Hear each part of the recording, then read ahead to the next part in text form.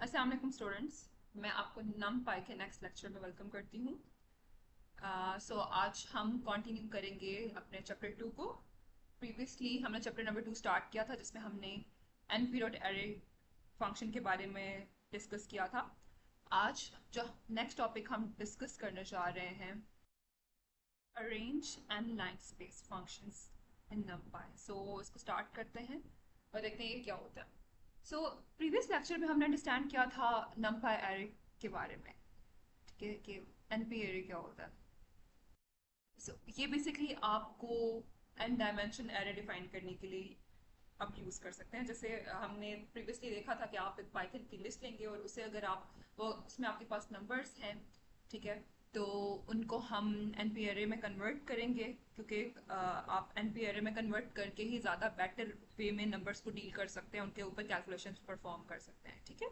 सो आप हम NP array उस सिनेरियो में यूज़ करते हैं जब हमारे पास जो एरे के बीच में वैल्यूज़ होती हैं वो कुछ नंबर्स होते हैं, ठीक है, शॉर्ट वैल्यूज हैं। जैसे लेट्स सपोज मैंने एक एरे लेनी है जिसमें मैंने 5 स्टूडेंट्स के मार्क्स स्टोर करने हैं, 10 स्टूडेंट्स के मार्क्स स्टोर करने हैं, ठीक है, जो जो मैं बाय हैंड इजीली लिख सकूं।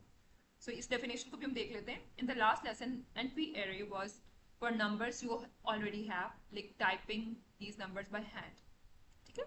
आपके पास सपोज करें शॉर्ट रेंज वाली, जैसे 5 वैल्यूज हैं या 10 वैल्यूज हैं, तो वो वैल्यूज हम एक एरे में स्टोर करने के लिए NP array का फंक्शन यूज करेंगे, ठीक है।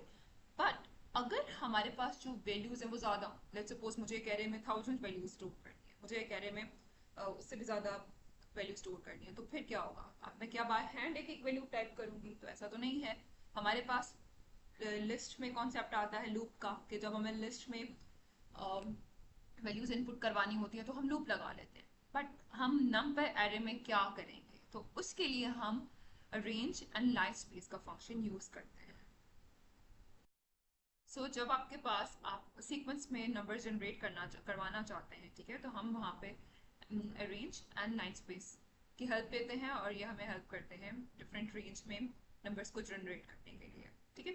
हम देख लेते हैं, लास्ट लेसन में हमने देखा था NP array was for numbers you already have, ठीक है। आपके पास हम उन नंबर्स के लिए यूज करते हैं NP array को जो हमारे पास ऑलरेडी हों, या आप ये कह सकते हो कि आप शॉर्ट एरे है उसको क्रिएट करने के लिए हम NP array यूज करते हैं।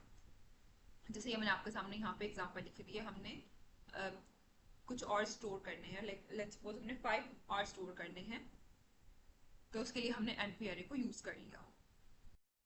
तो इससे हमें समझ आए कि हम NP array को ऐसे सिनेरियो में यूज करेंगे कि जहाँ हमें पता हो कि ऑलरेडी हमें पता हो कि हमारे पास कितनी वैल्यूज हैं, ठीक है, और उन वैल्यूज के बारे में ऑलरेडी हमें पता है कि लेट्स सपोज मुझे 5 वर्ड्स को स्टोर करने हैं, ठीक है। तो ऐसे सिनेरियो के लिए हम NP array यूज कर लेंगे। लेकिन अगर हमें बहुत ज़्यादा रेंज ऑफ वैल्यूज को स्टोर करना है एरे में, तो हम क्या करेंगे उस सिनेरियो में? जैसे मैं आपको पहले भी बता चुकी हूँ कि हम अरेंज या फिर लाइन स्पेस को यूज करेंगे। तो सबसे पहले हम देख लेते हैं अरेंज को हम कैसे यूज कर सकते हैं, ठीक है।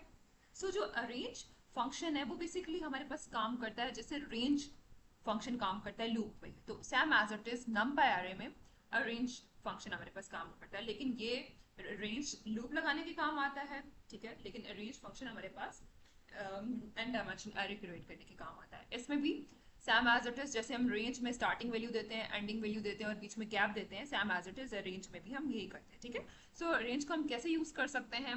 आपने सबसे पहले NumPy लाइब्रेरी को इम्पोर्ट किया एंड देन हमने एक एरे जनरेट करनी है, ठीक है, जिसमें हमने 10 तक वैल्यूज जनरेट करनी है और हर वैल्यू में हमने 2 का गैप रखना है। तो ये गैप वैल्यूज भी ज्यादा हो सकती हैं, ठीक है। अभी आप सपोज करो कि हमारे पास कुछ वैल्यूज है, ठीक है। अच्छा, जैसे हमें पता है रेंज में हमारे पास फंक्शन कैसे काम करता है, हम उसे स्टार्टिंग पॉइंट देते हैं, एंडिंग पॉइंट देते हैं और गैप देते हैं, ठीक है। 3 वैल्यूज आप देते हो, तो फर्स्ट वैल्यू स्टार्ट को इंडिकेट करिए, सेकंड वैल्यू स्टॉप को इंडिकेट करिए और थर्ड वैल्यू स्टेप साइज को इंडिकेट करिए कि हर वैल्यू में गैप कितना होना चाहिए, ओके। और आपको पता है रेंज में हमारे पास लास्ट वैल्यू जो है एंडिंग वैल्यू इंक्लूडेड नहीं होती, वो एक्सक्लूडेड होती है। तो same as it is range में भी 10 जो है वो एक्सक्लूडेड होगा, ठीक है। हम अरेंज फंक्शन को यूज करके NumPy array and dimensional array generate कर सकते हैं, जिसमें आप ज्यादा वैल्यूज जो है वो स्टोर करवाना चाहें, ठीक है। लेट्स सपोज आपके पास आपने 10 वैल्यूज जनरेट करवानी है, 100 वैल्यूज जनरेट करवानी है, ठीक है। तो ऐसे वैल्यूज को जनरेट करने के लिए हम अरेंज फंक्शन को यूज कर सकते हैं और इसमें हमारे पास एंड पॉइंट जो है वो इंक्लूड नहीं होगा। सो अब हम अपने इस कोड को रन करके देखते हैं। तो हम रन करेंगे तो आप देखिए हमारे पास यहाँ पे एक एरे जनरेट होकर आ चुकी है। ओके सो अब आप सपोज करें कि मैं यहाँ से इसकी रेंज जो है वो 100 कर देती हूँ, ठीक है। अच्छा, आपने ये चीज भी नोट डाउन कर ली होगी कि यहाँ पे 10 जो है वो इंक्लूडेड नहीं है, एक्सक्लूडेड है, ठीक है, जैसे मैंने आपको पहले बताया।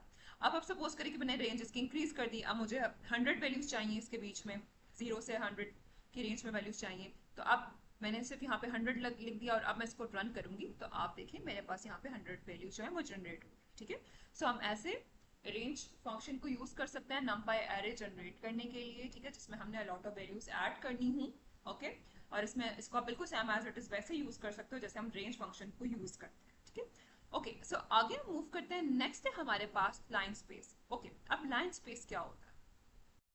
लाइन स्पेस में भी हम इसको यूज करने का मेथड सेम ही है जैसे हम अरेंज फंक्शन को यूज करते हैं। इसमें भी आप स्टार्ट पॉइंट देते हो, स्टॉप पॉइंट देते हैं, एंड आप इसमें नंबर। अच्छा, अब यहाँ पे नंबर क्या होता है? आप जब लाइन स्पेस में स्टार्ट एंड स्टॉप पॉइंट देते हैं और उसके बाद आप नंबर देते हैं तो इसका मतलब ये होता है कि ये स्टार्टिंग और एंडिंग पॉइंट के बीच में उसने इतनी वैल्यूज आपको जनरेट करके देनी है, ठीक है। सो अब आप देखें यहाँ पे मैंने जीरो स्टार्टिंग पॉइंट रखा और एंड पॉइंट जो है वो 1 रखा, और इसमें एंड पॉइंट जो है वो इंक्लूडेड होता है, ठीक है। और मैंने यहाँ पे नंबर दे दिया 5, तो वो मुझे 5 इवनली स्पेस्ड वैल्यूज जो है वो जनरेट करके दे देगा, ठीक है। 5 वैल्यूज बीच में उनके सेम गैप होगा और वो मुझे उतनी वैल्यूज रिटर्न करेगा। ओके, आप यहाँ पे भी देख सकते हैं इसने मुझे इस रेंज में 5 वैल्यूज जो है वो जनरेट करके दे दी है। ओके सो जैसे हम अरेंज फंक्शन में ये जो सिंपल रेंज होता है उसमें हम गैप बताते हैं, इसमें हम गैप नहीं बताते, इसमें हम बताते हैं कि मुझे इन दो पॉइंट्स के दरम्यान में इतनी वैल्यूज जनरेट करके दो, इतने नंबर जनरेट करके दो। अब आप सपोज करें मैंने 0 से लेकर 100 तक रेंज दे दी और मैंने कहा कि इस रेंज के बीच में मुझे 5 वैल्यूज जनरेट करके दो, ठीक है। सो हम इसको रन करेंगे तो ये बेसिकली आपको 5 वैल्यूज जनरेट करके देता है, ठीक है। So line space and arrange का क्या डिफरेंस है कि अरेंज फंक्शन आपको, आप उसमें गैप बताते हो कि मुझे इतने गैप से वैल्यू जनरेट करके दें, ठीक है। जबकि लाइन स्पेस में हम बताते हैं कि इस स्पेसिफिक रेंज के अंदर मुझे इतनी वैल्यूज जनरेट करके दें, और ये फंक्शन आपको सेम गैप के साथ उतनी वैल्यू जनरेट करके दे देता है। जैसे देखें 0 से 25 किया, फिर 50 किया, फिर 75 किया, 100, ठीक है। 5 वैल्यूज विद सेम गैप आपको लाइन स्पेस फंक्शन ने जनरेट करके दे दी है। ओके सो एनपी एरे हम यूज करते हैं जब आपको, आपके पास ऑलरेडी आपको पास पता है आपको कितने नंबर हैं, स्मॉल साइज ऑफ नंबर्स आपके पास होंगे, ठीक है। जैसे फॉर एग्जांपल आपने टेस्ट स्कोर्स, ये 3 टेस्ट स्कोर्स जो है वो आपने स्टोर करते हैं, ठीक है। अरेंज फंक्शन हम यूज करते हैं you when you know the steps, आपको पता है कि हर वैल्यू के बीच में कितना गैप होगा, और उसमें आप जो स्टार्ट एंड स्टॉप पॉइंट देंगे, स्टार्ट पॉइंट तो इंक्लूड होगा बट स्टॉप पॉइंट वो एक्सक्लूडेड होगा, जैसे रेंज फंक्शन में हमारे पास होता है, जैसे हम एग्जांपल भी देख चुके हैं। इसी तरह लाइन स्पेस हम यूज करते हैं, you know how many points, ठीक है। आप जितने भी आप उसके बीच में स्टार्ट और एंड वैल्यू देते हो उसमें एंड भी इंक्लूडेड होता है। तो जब आप ऐसी सिचुएशन चाहते हैं जिसमें आप एंड को इंक्लूड करना चाहते हैं तो आपको वहां पर लाइन स्पेस फंक्शन आप यूज कर सकते हैं, ठीक है। और इसकी एग्जांपल के कि आप सपोज करो आपको 0 से 10 के बीच में 5 वैल्यूज जो है 5 नंबर जनरेट करने हैं, ठीक है। तो आपको एक्जैक्टली पता है कि कितने पॉइंट्स आपने कितने नंबर्स किसी भी स्पेसिफिक वैल्यू के बीच में जनरेट करने हैं। जैसे आप हमने प्रीवियस एग्जांपल में भी देखा कि आपने 100 के बीच में आप चाहते हो कि 5 वैल्यूज जनरेट हो जाएं और वो इवनली स्पेस्ड हो, ठीक है, सेम गैप होता है उनके बीच में। तो ऐसी सिचुएशन के लिए हम लाइन स्पेस को यूज करते हैं।